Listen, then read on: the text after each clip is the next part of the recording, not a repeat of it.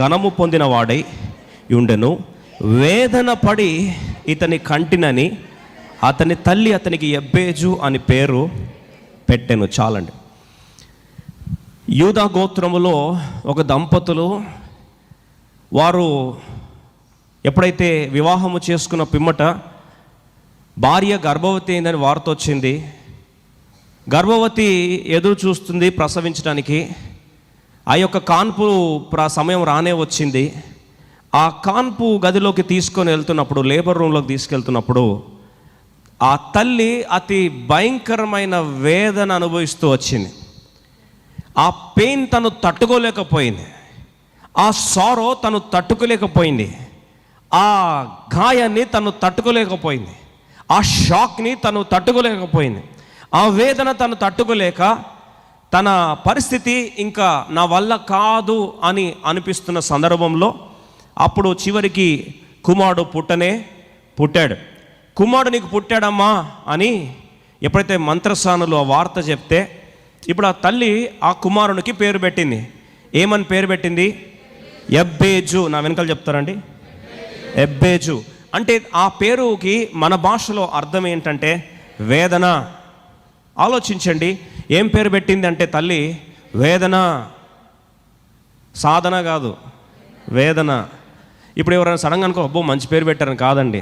వేదన అంటే మన భాషలో అర్థం కావడానికి ఏడుపు, బాధ, దుఃఖం, నిట్టూర్పు, శోకం, విషాదం, ట్రాజడీ, సారో, హార్ట్ బ్రేక్, పెయిన్, ఇలాంటి పదాలు పెట్టిందండి. ఎవరికి? కొడుకు పెట్టింది. ఇప్పుడు ఆ కొడుకు రోల్ నెంబర్ 1 ఎవరు ఉండొచ్చు, రోల్ నెంబర్ 2 ఆషర్ అనుకోండి. రోల్ నెంబర్ 3 ఎబేజు అంటే మన భాషలో. రోల్ నెంబర్ 3 ఏడుపు అంటే ఎస్ సార్. రోల్ నెంబర్ 3 గాయం, ఎస్ సార్. రోల్ నెంబర్ 3 విషాదం, yes sir, present sir. Roll number 3 వేదన, ఎస్ సార్, వచ్చాను సార్. ఇప్పుడు ఆ ఎబ్బేజ్ వస్తూ ఉంటే క్లాస్ రూమ్లో, అరే వేదన వస్తున్నాడు రా, ఏమంటారండి? అరే వేదన వస్తున్నాడు రా, ఏడుపు వస్తుందిరా, ఏడుపు వస్తున్నాడు, దుఃఖం వస్తున్నాడు, నిట్టూర్పు వస్తున్నాడు, గుండెగాయం వస్తున్నాడు, ట్రాజడీ వస్తున్నాడు, శాపం వస్తున్నాడు. ఎలా ఉంటుందండి? స్కూల్కి వెళ్తే అదే మాట, ఫ్రెండ్స్ పిలిస్తే అదే మాట. ఈరోజు మనము ఎవరింటికి వెళ్దాం, ఎవరు బర్త్డే సెలబ్రేట్ చేసుకుంటున్నారు అంటే అందరూ వచ్చి హ్యాపీ బర్త్డే వేదన, happy birthday to pain, happy birthday to sorrow, happy birthday to tragedy. ఎలా ఉంటుందండి? హ్యాపీ బర్త్డే టు సాడ్నెస్, అదొక పేరేనా? అసలు హ్యాపీ బర్త్డే పదానికే హ్యాపీనెస్ లేదు. అంటే ఇప్పుడు హ్యాపీ న్యూ ఇయర్ అన్నాం అనుకో, హ్యాపీ న్యూ ఇయర్ టు వేదన, హ్యాపీ న్యూ ఇయర్ టు ఎబ్బేజు, హ్యాపీ న్యూ ఇయర్ టు దుఃఖం, హ్యాపీ న్యూ ఇయర్ టు విషాదం, హ్యాపీ న్యూ ఇయర్ టు గాయం, happy new year to pain. ఇదే మాటలు విని విని విని ఆ వ్యక్తి ఒకరోజు విరక్తి చెందిపోయాడు. శాపాన్ని కొన్ని రోజులే తట్టుకుంటాం. అటు తర్వాత శాపం మాటికి వస్తుంటే మొదటిగా భయం అనిపిస్తుంది, దాని తర్వాత ఏమవుతా ఆందోళన వస్తుంది, దాని తర్వాత తెగింపు వస్తుంది, సస్తాన్లే అని వస్తుంది. అయితే సస్తాన్లే, ఏడుస్తే ఏడుస్తానులే, వేదన పడితే వేదన పడతానులే, బతుకు గాయమైతే గాయపడతానులే అని విరక్తి స్థాయికి వెళ్ళిపోలేదు ఎబ్బేజు. ఏమన్నాడు తెలుసా అండి? నా జీవితం ఏం కావాలా? మారాలి. నా పేరేం కావాలి? నా పేరు అర్థము మారిపోవాలి. నా జీవితం యొక్క శాపాలు కాస్త ఆశీర్వాదాలుగా మలుచుకోవాలి. నా దుఃఖపు అనుభవం కాస్త ఆరాధన అనుభూతిగా మార్చబడాలి అని ఆలోచిస్తూ ఉన్నాడు. ప్రియ సోదరి సోదరా, అలా ఆలోచిస్తూ ఊహిస్తూ ఉన్నాడు. తను ఎక్కడ వెళ్తే నా జీవితం మారుతుందా అని ఆలోచనల వర్షంలో ఒకరోజు ముద్దై తడిసిపోతున్నప్పుడు ఆయన గుర్తొచ్చింది, నన్ను నిజంగా మార్చే వ్యక్తి అంటే ఎవరు ఉన్నారా? నిజంగా నేను మార్చబడగలనా? నా తల్లి పెట్టిన ఈ యొక్క శాపం, నా తల్లి అనుభవించిన ఈ వేదన నిజంగా నా జీవితంలో మార్పును నేను చూడగలనా అని ఆలోచించడం ఆరంభించాడు. ఆ సందర్భంలో వెంటనే యబ్బేజు చేసిన అద్భుతమైన పని. ఈరోజు నువ్వు ఆ పని కానీ అర్థసహితముగా చేస్తే, యబ్బేజు చరిత్రను మార్చిన దేవుడు నా చరిత్ర కూడా మార్చాలని సిద్ధహస్తుడై ఉన్నాడు. ఈరోజు 1వ దినవృత్తాంతములు 4వ అధ్యాయము 10వ వచనంలో 9-10 కలిసి చదువుతాను. యబ్బేజు తన సహోదరుల కంటే ఘనము పొందిన వాడై ఉండెను. వేదన పడి ఇతని కంటినని అతని తల్లి అతనికి యబ్బేజు అని పేరు పెట్టెను. యబ్బేజు ఇశ్రాయేలు దేవుని గూర్చి మొర్రపెట్టి, నీవు నన్ను నిశ్చయముగా ఆశీర్వదించి నా సరిహద్దులు విశాలపరచి నీ చెయ్యి నాకు తోడుగా దయచేసి నాకు కీడు రాకుండా దానిలో నుండి నన్ను తప్పించుము అని ప్రార్థింపగా దేవుడు అతడు మనవి చేసిన దానిని అతనికి, ఆ ప్రార్థన చేస్తే దేవుని హృదయం నాకింది, వెంటనే జవాబు ఇచ్చేసాడు దేవుడు. అయితే హైలైట్ ఏంటంటే, కుమారుడికి వేదన అని తల్లి తన శాపాలను, తన పడిన బాధ ప్రకారము, తన పడిన వేదన ప్రకారము తన కుమారుడికి వేదన అని పేరు పెడితే, అక్కడ రాయబడిన మాట 9వ వచనం చూడండి. యబ్బేజు తన సహోదరులందరికంటే ఘనము పొందినవాడు. Jabez was more honourable than his brothers. అండి, బ్రదర్స్ చాలామంది పుట్టారంట తర్వాత తల్లికి. చాలామందికి పిల్లలు పుడితే ఆ తల్లి చాలామంది కుమారులకు మంచి మంచి పేర్లు పెట్టింది. కానీ ఈ యబ్బేజు మిగతా వారందరికంటే ఘనమైన వాడై ఉన్నాడు. Why is he honourable? ఈరోజు ఈ యొక్క మాట మనం చూస్తాం. ఎందుకు యబ్బేజు మిగతా వారి కంటే గనుడయ్యాడు? ఎందుకు యబ్బేజు మిగతా వారి శాపాల కంటే ఈ వ్యక్తి తన జీవితంలో ఆశీర్వాదముగా మలుచుకోగలిగాడు? వాస్తవికంగా తరతరాల శాపం, తల్లి నుండి వచ్చిన శాపం, పితృపారంపరంగా వచ్చిన ఆ వేదన, ఆ యొక్క శిక్షా విధి ఈ యొక్క యబ్బేజు ఎలా మార్చుకోగలిగాడు? దీనికి అసలు ఎందుకు యబ్బేజుకి ఆ పేరు ఆ యొక్క మాట రాయబడింది? బైబిల్ రాస్తుంది, యబ్బేజు తన సహోదరులందరికంటే ఘనము నొందిన వాడు. Jabez was more honourable than his brothers. ఇదే కాల సందర్భంలో లైవ్లో వీక్షిస్తున్న వారు కావచ్చు, డైరెక్ట్గా వచ్చిన వారు కావచ్చు, రెండు హాల్స్లో ఎక్కడున్నా సరే, ఒక పెండాల్లో బయట ఉన్నా సరే, ఈ మాటకు జాగ్రత్త జ్ఞాపకం చేసుకోవాల్సి మనం చేస్తున్నాను. దేవుడు ఈరోజు నిన్ను ఘనమైన వాడిగా ఎంచాలి అంటే, ఇతరుల కంటే నువ్వు ఘనమైన వాడిగా నువ్వు ఉండాలి అంటే, నిజముగా ఇతరుల కంటే నువ్వు ఘనత వహించాలి అంటే, మొదటిగా యబ్బేజు చేసింది ఏం తెలుసా అంటే, he didn't want pain to define him anymore. తన జీవితంలో గాయాన్ని తన నిర్వచనముగా మార్చుకోకుండా, ఇక మీదట నా జీవితంలో గాయం అనేది నిర్వచనంగా ఉండడానికి వీలు లేదో. రెండవదిగా, he didn't label to decide, he didn't allow the label to decide his legacy. I repeat these lines. He didn't allow his label to decide his legacy. ఆయన పేరు, ఆయన యొక్క వంశాన్ని తీర్మానించే హక్కును ఆయన అనుమతించలేదు. He didn't allow the curse to continue. శాపము కొనసాగడానికి అనుమతించలేదు. నాలుగవదిగా, ఎందుకు ఆయన గనుడు అని దేవుడు ఆయనకు పేరు రాశాడంటే, he wanted the pain to stop with him. ఆయన వేదన ఆయనతో ఆగిపోవాలి, ఇది కొనసాగొద్దని అడ్డుకట్ట వేశాడు. అందుకొరకు యబ్బేజు ఏమయ్యాడండి? గనుడయ్యాడు. మీరు అనొచ్చు, అడ్డుకట్ట ఎట్లా వేశాడండి అంటే, చూడండి, వాస్తవంగా యబ్బేజుకి వేదన అని పేరు ఎవరు పెట్టారండి? ఇప్పుడు వేదన యబ్బేజు పడ్డట, తల్లి పడ్డట? తల్లి పడింది. చూడండి, చాలాసార్లు మనకి మానసిక వైకల్యం, మనం గాయపడితే ఆ గాయాన్ని 10 మందికి ఏం చేస్తామండి? పూస్తాం. బాగా చెప్పారు, థ్యాంక్ యూ బ్రదర్. మన గాయాన్ని ఏం చేస్తామండి? 10 మందికి పూస్తాం, లేదా 10 మందికి రాస్తాం. ఇప్పుడు తల్లి వేదన పడితే ఆ బాధ కొడుకు ఎందుకు భరించాలండి? కొడుకు ఎందుకు భరించాలి? మనలో చాలామందికి ఉన్న పాడు రోగం ఏంటంటే, we spread pain. What will do? We spread pain. మనం దుఃఖంలో ఉంటే మన దరిద్రం అనేది మన ఇంట్లో, మన ఒంట్లో, మన సంస్థలో, మన కుటుంబంలో, మన చుట్టుపక్కల ఉన్న సమాజంలో వృద్ధి తీరాల్సిందే. A hurt person will always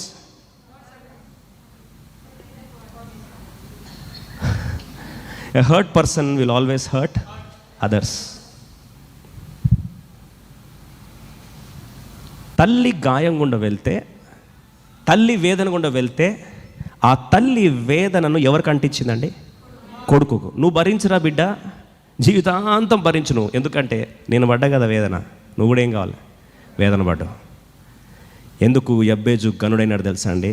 అమ్మా, ఈ వేదన నీతో స్టార్ట్ అయితే నాతోనే ఆగిపోవాలి, ఇంకొకరికి వెళ్ళడానికి వీలు లేదు, ఇంకొక సహోదరులకు వెళ్ళడానికి వీలు లేదు, కుటుంబానికి వెళ్ళడానికి వీలు లేదు. ఇంకో మాటలో చెప్పాలంటే వంశం ముందుకు వెళ్తున్నప్పుడు ఆ వేదన నాతోనే ఫుల్ స్టాప్ అవ్వాలి, కానీ ఇంకొక వ్యక్తికి కూడా వెళ్ళడానికి వీలు లేదు. ప్రభు సర్టిఫికేట్ తీసుకున్నాడు, యబ్బేజు నువ్వు ఎవరు? గనుడవయ్యా. ఎందుకు గనుడవు అంటే ఈ నొప్పిని ఎవరితో ఆపేశావు? నీతోనే ఆపేశావు. Let me tell you dear brother and sister, stop the pain with yourself, don't let it radiate to the others who are beside you. నువ్వు గాయంలో ఉండి, నువ్వు బాధలో ఉండి ఆ విషాదాన్ని పక్కన వాళ్ళందరికీ అంటించి ఈ శాపపు యొక్క ప్రభావము హర్ట్ పర్సన్ ఇంకొక వ్యక్తిని హర్ట్ చేసి విష వలయము కొనసాగుతూ దేవుని యొక్క ఆశీర్వాదం ఉన్న ప్రాంతంలో శాపముగా నిలయంగా మార్చుకోవద్దు. యబ్బేజు ఆపాడు. ప్రభు అన్నాడు, నువ్వు మిగతా వారికంటే ఎవరు? గనుడివి. చాలాసార్లు మన జీవితంలో విషాదం ఏంటంటే we always continue in the cycle of pain. మనిషికున్న రోగాల్లో ఒక రోగం ఏం తెలుసా అండి? అదే గాయంలో కొనసాగుతూ అలాగే ఆలోచిస్తూ అలాగే పోతూ ఉంటే మనసు ఏదో కొద్దిగా స్వాంతనం కలుగుతూ ఉంటుంది. ఎలా ఉంటుందండి? స్వాంతనం ఉంటుంది. ఎవరైనా పక్కన వస్తే అందుకొరకే ఊరికే పక్కన కూర్చొని వాళ్ళకి ఒకటే కొట్టిన పిండే మాటి కొట్టి అదే ఏడుపు కొట్టు మాటలు కంటిన్యూస్గా చెప్తా ఉంటే కొన్ని రోజులైతే నీ పక్కన వాళ్ళకి ఏమనిపిస్తుంది? ఎంత గొప్ప మదర్ తెరెసాలు కానీ లేకపోతే గాంధీ తాతలు కానీ, కరెక్ట్ చెప్పారు. ఏమని అనిపిస్తుంది అండి? చిరాకు అనిపిస్తుంది. ఇంకా ఆప్తావా నీ సోది అంటారా అండి? అనరా? నీకు గాయమైంది, నాకు గాయమైంది, కలిసి గాయపడ్డా ఇంకా ఆపు నువ్వు అంటారు. అనరా అండి? ఎప్పుడైతే నువ్వు గాయాన్ని ఆపగలుగుతావో, when you stop the cycle of pain, God treats you honourable than others. నువ్వు పడ్డ వేదన ఇంకొక వ్యక్తికి వెళ్ళడానికి నువ్వు అనుమతించడానికి వీలు లేదండి. గాయంలో ఏం మాట్లాడతావో నీకు తెలీదు, గాయంలో ఏం తిడతావో నీకు తెలీదు, గాయంలో ప్రేమించిన వ్యక్తిని కూడా కాలుతుందంతావు, ఉన్నోళ్ళని కూడా ఏం చేస్తావు? కోల్పోతావు, అపార్థం చేసుకునే పరిస్థితి తీసుకొస్తావు. మళ్ళీ పైనుంచి ఏమంటావు తెలుసా? నాకు దేవుడు అన్యాయం చేశాడు, ఉన్నోళ్ళందరూ నన్ను వదిలేసి ఏం చేశారు? వెళ్ళిపోయారు. ఎన్ని రోజులు భరిస్తారండి? ఎన్ని రోజులు భరిస్తారు? అపార్థం చేసుకునే పరిస్థితులు, వాతావరణం తలెత్తుకునే పరిస్థితులు, సత్యమున్న ప్రాంతంలో అపార్థం చేసుకునే పరిస్థితికి దిగజారే తరుణాలు ఎందుకు వస్తున్నాయంటే దేవుడు నీ శాపాన్ని ఆశీర్వాదంగా మలచగలడని తెలిసి కూడా ఇష్టపూర్వకంగా నువ్వు దాంట్లోనే ఏం చేస్తావు? కొనసాగుతూ ఉంటావు. యెబేజు ఒకటే మాట అన్నాడు, I will let the pain stop with me. నాతోనే పెయిన్ ఏమవ్వాలి? ఆగిపోవాలి. ప్రభా, నేను పడ్డ వేదన నాతోనే ఆగిపోవాలి. అమ్మ నన్ను వేదన అని పెట్టింది, దుఃఖం అని పెట్టింది, శోకం అని పెట్టింది, కన్నీరు అని పెట్టింది, హార్ట్ బ్రేక్ అని పెట్టింది, పెయిన్ అని పెట్టింది. ప్రభా, నేను పెయిన్గానే పుట్టాను, పెయిన్గానే పేరు వచ్చింది, కానీ ఈ పెయిన్ ఇంతటితోనే ఆగిపోవాలి. ఎప్పుడైతే ఆ హృదయం నుంచి ఆ మాట వచ్చిందో ఒకటే మాట అన్నాడు, he wanted to step out of the past into a new future. ఒక కొత్త భవిష్యత్తులోనికి, ఆ పాత గాయభరితమైన భవిష్యత్తులోంచి ఏమయ్యాడండి? బయటకి వచ్చేసాడు. ఎందుకు అలా చేశాడంటే he didn't allow his past to define him. ఆయన గతము ఆయనని నిర్వచించడానికి అనుమతించలేదండి. ఆయన పుట్టిన పరిణామాలు, ఆయన పుట్టిన పరిస్థితులు ఆయన యొక్క భవిష్యత్తును నిర్దేశించడానికి వీలు లేదు అని చెప్పగలిగాడు. ఇంకో మాటలో, ఏ హద్దులైతే సమాజం పెట్టిందో, ఏ శాపపు బిరుదులైతే సమాజం ఇచ్చిందో, ఆ లిమిట్స్ అన్నీ కూడా పటాపంచలు చేసుకొని, ప్రభా నా సరిహద్దులను నువ్వేం చేయాలి? విశాలపరచు ప్రభా అని తెగించి ముందుకు వచ్చాడు. ఏ కన్నీరైతే శాపంగా మారిందో, ఏ శాపం మధ్యలో కొట్టుమిట్లాడుతూ ఉన్నాడో, ప్రజలు వీడి బ్రతుకు ఇంతే, వీడింతే అని చెప్పారో, అక్కడ ఆలోచించడం ఆరంభించాడు. నా బ్రతుకు ఇంతే అని వీళ్ళు చెప్పారు కదా, నా బ్రతుకు శాపానికే పాత్రుడని చెప్పారు కదా, నా బ్రతుకు వేదనకే మిగిలిన వ్యక్తిగా నన్ను నిర్దేశించి జడ్జిమెంట్ ఇచ్చారు కదా, నా చరిత్రను మార్చుకునే దేవుని దగ్గరికి నేనేం చేస్తాను, వెళ్తా. ఆ దేవుడు ఎవరు? రండి అందరం కలిసి పరిష్కారం ఒక్క పాయింట్ మాత్రమే చూస్తాం. ప్రభువును అనుమతిస్తే లోతుగా రానున్న దినాల్లో మనం చూడబోతున్నాం. 1 దినవృత్తాంతములు 4వ అధ్యాయం 9వ వచనం. యబ్బేజు తన సహోదరుల కంటే ఘనము పొందిన వాడై ఉంటాను, వేదన పడి తన కంటినని తల్లి అతనికి యబ్బేజు అని పేరు పెట్టాను. 10వ వచనం. యబ్బేజు ఇశ్రాయేలులో దేవుని గురించి మొర్రపెట్టెను. మొదటిగా యబ్బేజు ఎందుకు ఘనుడైనాడు తెలుసాడండి? ఫస్ట్ ప్రార్థన చేశాడంట. చాలాసార్లు ఒక మాట చెప్తానండి, నువ్వు గాయంలో ఉన్నావు, వరుసగా శాపాలు ఉన్నాయి, ఎక్కడ చూసినా అన్నీ కుప్పగూలిపోయినాయి, అసలు నీకు దేవుని మీద ఇంట్రెస్ట్ వస్తుందా? ఫస్ట్ ఎవరిని తిట్టుకుంటామండి? దేవున్నే తిట్టుకుంటాం కదండి. అమ్మ వల్ల శాపం అని పేరు వస్తే కూడా నువ్వు తిట్టేది మాత్రం ఎవరిది? దేవునే తిడతావు. అమ్మ పాపం, మా అమ్మ కూడా బాధపడింది, ఈ బాధను అనుమతించింది ఎవరు? ఆ భగవంతుడే అని చెప్పి ఎవరిని తిడతావు? దేవుని తిడతావు. పాపం అమ్మ మీద జాలి వస్తుంది, ఎక్కడ లేని జాలి. అంతే కదండి. పాపం అమ్మ కావాల్సుకొని నొప్పిగా అనుభవిస్తుందా? దేవుడు అనుమతించరే కదా వచ్చింది. కాబట్టి ముద్ద ఎవరు? మరి ఆ దేవుడే నీ శాపాన్ని కూడా ఆశీర్వాదంగా మలచగలడని యబ్బేజు ఏం చేశాడు? ప్రార్థన చేస్తున్నప్పుడు ఆయన ఎవరి దగ్గరికి వచ్చాడంటే, సమస్య స్టార్ట్ అయిందేమో ప్రసవ వేదన చెందుతున్న తల్లి దగ్గర స్టార్ట్ అయితే, ఆయన పరిష్కారం ఎవరి దగ్గర తెచ్చుకున్నాడండి? ఇశ్రాయేలు దేవుడైనా యెహోవాకు ప్రార్థన చేయడం ఆరంభించాడు. ప్రియ సహోదరి సహోదరా, నువ్వు విరక్తి చెందితే ఫస్ట్ దేని దూరం అవుతావు తెలుసా? దేవుని నుంచి దూరం అవుతావు. నీకు గాయం గుండా వెళ్తే ఆ ఆయాసములో, బాధలో ఫస్ట్ విరక్తి నీకు దేని మీద వస్తుంది అంటే దేవుని మందిరం మీద వస్తుంది, దేవుని వాక్యం మీద వస్తుంది, ప్రార్థన మీద రెస్పెక్టే ఉంటుందండి. ఇప్పుడు యబ్బేజు తల్లి 9 నెలలు ఏడిచి ప్రార్థన చేసిందండి, నాకు మంచి కానుపు దయచే ప్రభు అని. ఇప్పుడు కానుపు రోజు ఫుల్ నొప్పి వచ్చింది. ఆమెనింది, ఈడు ఇంతే వేదన, నా దేవుడు ఇంతే డిసైడ్ చేశాడని చెప్పి వెళ్ళిపోయింది. వాళ్ళ కొడుకు అదే చెప్పారు, అరే అమ్మ ఫుల్ ప్రాణం చేసిందిరా నీ కొడుకు, పాపం ఫుల్ నొప్పులు అని చెప్పి ఆ బాధలో ఏం చేసింది, నీకు పేరు యబ్బేజు అని పెట్టిందంటే, ఇప్పుడు ఆ కొడుకు పోయి ప్రేయర్ చేస్తారండి? మన ప్రార్థనలు జవాబు రాకపోతే, ఇక్కడ అడుగుతా ఉన్నాను దేవుని దాసునిగా, నువ్వు గాయకుండా వెళ్ళుంటే తిరిగి ఆ ప్రాంతంలో శాపాన్ని మార్చుకోవడానికి ఈ దేవుడే నాకు నష్టం చేశాడు కాబట్టి నేను అదే దేవుని దగ్గరికి వస్తానని నిజంగా చెప్పగలమా అండి? చెప్పలేం. ఫస్ట్ మనము హంగర్ స్ట్రైక్ ఎవరి మీద అండి? దేవుని మీద చేస్తాం, దేవుని మందిరం మీద చేస్తాం, దేవుని సేవకుల మీద చేస్తాం, వాక్య పరిచయం చేసిన వాళ్ళ మీద చేస్తాం. ఇంకొన్నిసార్లు అంటాం, నువ్వు చెప్పినందుకు ఇట్లా అయిందని చెప్పి దేవుని వాక్యం మీద కూడా ఏమొస్తుందండి? విరక్తి చెందుతాం. కానీ యబ్బేజు అన్నాడు, ఏ ప్రాంతంలో నాకు సమస్య వచ్చింది అనుకున్నానో నా పరిష్కారం కూడా ఎక్కడ రావాలి? అదే ప్రాంతంలో. ఏ దేవుడైతే అనుమతించాడని ప్రజలందరూ కోడైకి వస్తున్నారో, ఏ దేవుడైతే శాపగ్రస్తుడని చెప్పి ప్రజలను కంఠము పిక్కటిలేదు, దిక్కులు పిక్కటిల్లట్టు ప్రకటిస్తున్నారో, అదే దేవుని దగ్గరికి వచ్చి ఏం చేస్తా? ప్రార్థన చేస్తా. ఎందుకని ప్రార్థన చేయడం ఆరంభించాడు? విశ్వాసం ఎలా వచ్చింది తెలుసా అండి? అక్కడ హైలైట్ మాట రాస్తుంది చూడండి. 1 దినవృత్తాంతములు 4వ అధ్యాయం 10వ వచనం చూడండి. యబ్బేజు ఇశ్రాయేలీయుల దేవుని గురించి, ఇప్పుడు ఏం దేవుడు అంటే ఆయన అండి? అసలు ఇశ్రాయేల్ దేవుడు ఎవరు అసలు? Who is God of Israel? Israel అనే పేరు వచ్చేసరికి చూడండి తనకి ఎలా విశ్వాసం వచ్చిందండి. చాలాసార్లు దేవుని మందిరానికి వస్తావు కానీ విశ్వాసం ఉండదు నీకు. మందిరానికి వచ్చి కూర్చుంటావు కానీ నామకే వస్తే కూర్చుంటావు, విశ్వాసమే ఉండదు. దేవుని వాక్యం బోలెడు చెప్తారులే అండి, ఏం పని చేస్తుందండి అని చెప్పి ఇంకా అవిశ్వాసపు దూరంలోనే కూర్చొని ఉంటావు, విరక్తి చెంది కూర్చొని ఉంటావు. కానీ అప్పుడు యబ్బేజు ప్రార్థన అట్లాంటిది కాదండి. విశ్వాసంతో ఏం చేశాడు? ప్రార్థన చేస్తున్నాడు. ఇశ్రాయేలు దేవుడు. ఎలా వచ్చిందండి విశ్వాసం? అందుకొరకు బైబిల్లో మనం చూస్తే వినుట వల్ల ఏమొస్తుంది అని అనుకున్నాడు. నా శాపాన్ని ఎవరు మార్చగలరు? Who can change my destiny? నా గమ్యస్థానాన్ని ఎవరు మారుస్తారు అని ఆరంభించేసరికి ఆయన గుర్తొచ్చింది, అరే ఒక దేవుడు ఉన్నాడే, ఆ దేవుడు ఒక వ్యక్తి జీవితాన్ని మార్చాడే, ఆ వ్యక్తి పేరు ఇశ్రాయేలు కదా. ఒకప్పుడు ఆ ఇశ్రాయేల్కి ఏం పేరు? యాకోబు అని పేరు పెట్టారు కదా. అవును, యాకోబు అంటే మోసగాడు. నా బాధ అనుభవించిన వ్యక్తి నాకు వాక్యంలో కనిపిస్తున్నాడు. ఆ వ్యక్తి మోసగాడు అని ఆ శాపనార్థాలు పెట్టబడినాయి. కానీ ఆ వ్యక్తి పెనియేలు దగ్గరికి వచ్చి, అయ్యా నువ్వు నన్ను ఆశ్రయిస్తే తప్ప నేను విడిచిపెట్టనని ఏడ్చి ప్రార్థన చేశాడు.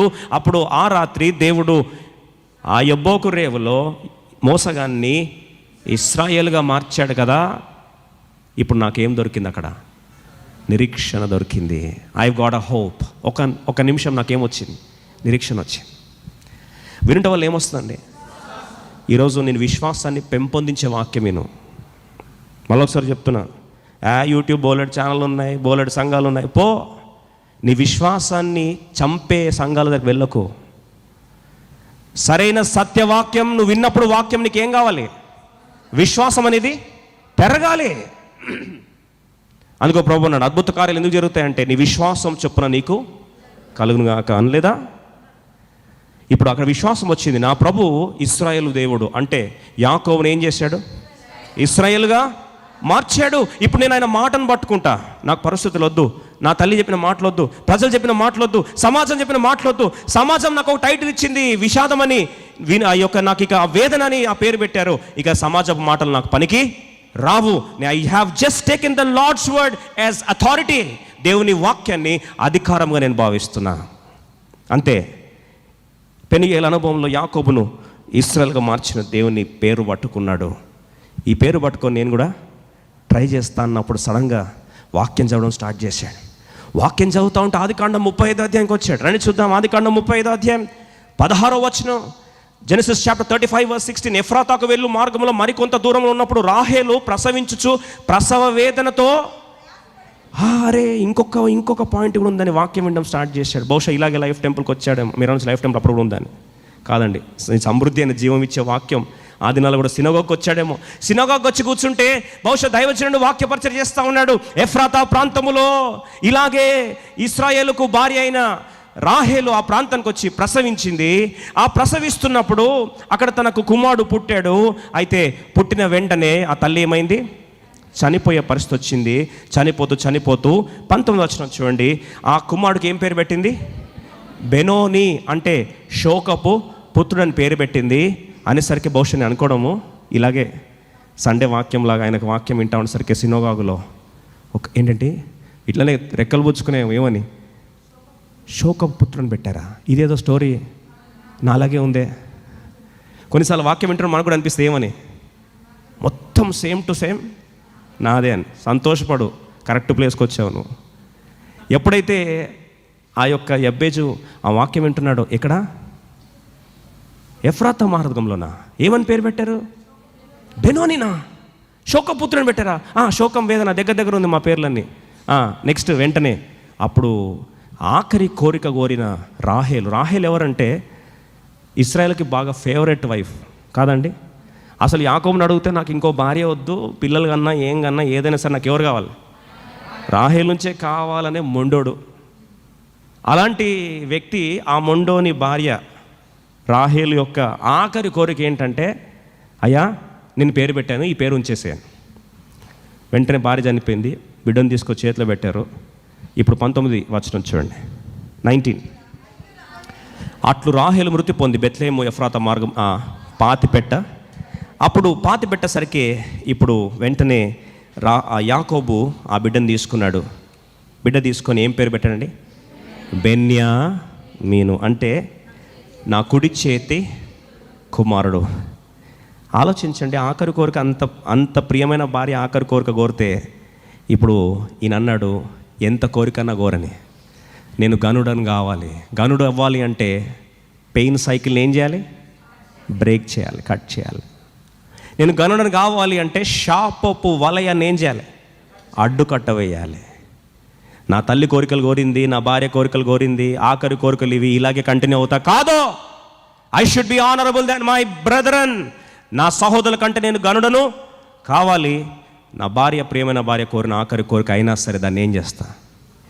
భూస్థాపితం చేస్తా. ఇక్కడితోనే సమాధి అయిపోవాలి. ఈ కొడుకు పేరు బెనోని కాదు, బెన్యామీను. అంతే. యబ్బేజీ మాట విన్నాడు. బహుశా అనుకోవడం అక్కడే మోకరించాడు. అప్పుడు ప్రార్థన చేయడం ఆరంభించాడేమో, ప్రభువా ఇశ్రాయేలు దేవా, పెనియేలు అనుభవంలో యాకోబుని ఇశ్రాయేలుగా మార్చిన దేవా, ఎఫ్రాతా మార్గములో బెనోనిని బెన్యామీనుగా మార్చిన దేవా, ఈరోజు యబ్బేజు నా జీవితాన్ని కూడా నువ్వు మార్చగలవు. ఆ ఒక్క ప్రార్థన స్టార్ట్ అయింది. మార్కు సువార్త 16:19. ఇప్పుడు ఎవరు ఆ కుడి చేతి కుమారుడు అంటే, ఇలాగూ ప్రభు అయిన యేసు వారితో మాట్లాడిన తర్వాత పరలోకమునకు చేర్చుకునబడి దేవుని కుడి పార్శ్వమున ఆసీనుడై ఉన్నాడు. ఆ కుడి పార్శ్వంకి వెళ్ళిపోయాడు. ఎవరు ఆ దేవుడు అంటే యేసుక్రీస్తు ప్రభువారు.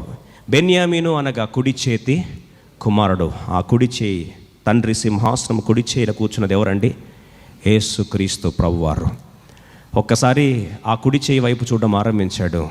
యబ్బేజు బహుశా ప్రార్థన చేయడం స్టార్ట్ చేశాడు. ప్రభువా, ఇశ్రాయేలు దేవా, ఒక్కసారి నా పరిస్థితి ఆలకించి నన్ను ఆశీర్వదించవా.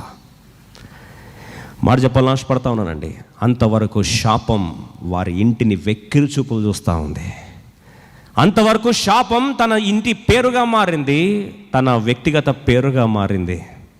ఎప్పుడైతే ఆ యొక్క తండ్రి కుడిపార్శ్వన కూర్చున్న యేసు వైపు చూస్తున్నాడు. యేసు ప్రభు కూర్చున్న సింహాసనం పేరేంటండి? కృపా సింహాసనం. కృపా సింహాసనంకి వస్తే ఏమవుతుంది? ద్వితీయోపదేశకాండం 7వ అధ్యాయం 9వ వచనం చదువుకుందాం. ఈ అంశాన్ని వచ్చే వారం ఇంకా డీటెయిల్గా వెళ్దాం, సమయం లేదు. ద్వితీయోపదేశకాండం 7:9 త్వర చదువుకుందాం.